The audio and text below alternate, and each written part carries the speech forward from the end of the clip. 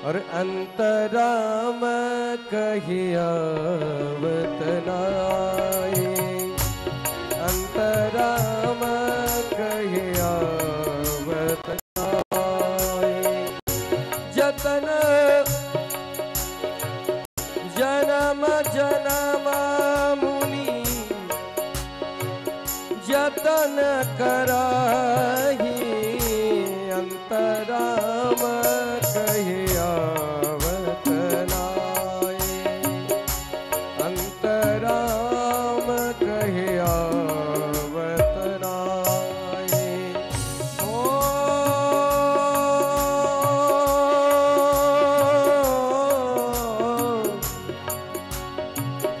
मंगल भवन अमंगल हारी, रबहो सो दशरथ बिहारी, रबहो सो दशरथ बिहारी।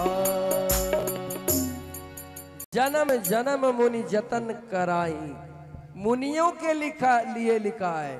हम लोग तो मुनि भी नहीं हैं, हम लोग तो पकौड़ा पकवान पनीर गुलगुले समोसे और पानी पूरी दबा दब खाते रहते महाराज। भगवान कहाँ याद आता है? मुनियों के लिए लिखा है, जन्म जन्म मुनि जतन कराए और अंतराम कहियावत नाई।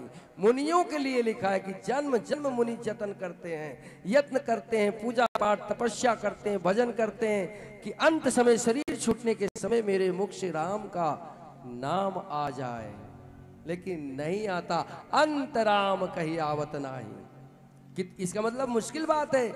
इसीलिए संत इस बात का सजेशन करते हैं कि भजन जीवन में अभ्यास में लाइए, तो बिना प्रयास के ही आपको भगवान का नाम निकल जाएगा। ये मत सोचो कि पंडित जी मरने की बात कर रहे, वो तो एक सत्य है। ये तो एक दिशा देने वाली बात हो रही है। तो आज गजेंद्र को भगवान का नाम याद आया। गजेंद्र भाग्यशाली थे, उन्होंने भगवान को याद किया कि हे प्रभु, रोने लगे, नेत्रों से झरझर अश्रुपात होने लगा और वो जल में वो आंसू भी निकल करके बह रहा है। उनको बस चक्र सुदर्शनधारी भगवान श्री कृष्ण ही याद आ रहे और भगवान से कह रहे, प्रभु मुझे मेरे प्राणों का मोह तो नहीं रहा, क्योंकि जिस परिवार को मैं अपना समझता था, जिन पत्नी बच्चों को मैं अपना समझता था, यहाँ तो कोई है ही नहीं है हमारा। मैं तो सिर्फ आपसे एक आग्रह कर रहा हूं, मेरी एक बड़ी विकट इच्छा है, एक बार मेरे प्राणों को बचा लो। हे प्रभु, भक्त थे गजेंद्र, क्योंकि साधारण व्यक्ति की प्रार्थना भगवान इतनी जल्दी नहीं सुनते। गजेंद्र भक्त थे, भक्तों के लिए भगवान आसन छोड़ देते हैं। प्रबल प्रेम के पाले पड़कर बार बार ये सब है, विदित है, हुआ है, घटा है।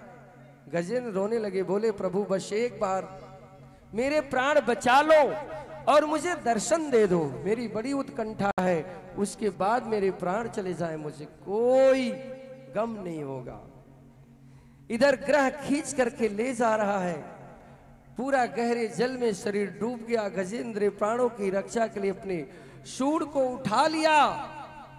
तिल भर सूंड जब रह गई, गजेंद्र पुकारा भगवान को, श्री कृष्ण गोविंद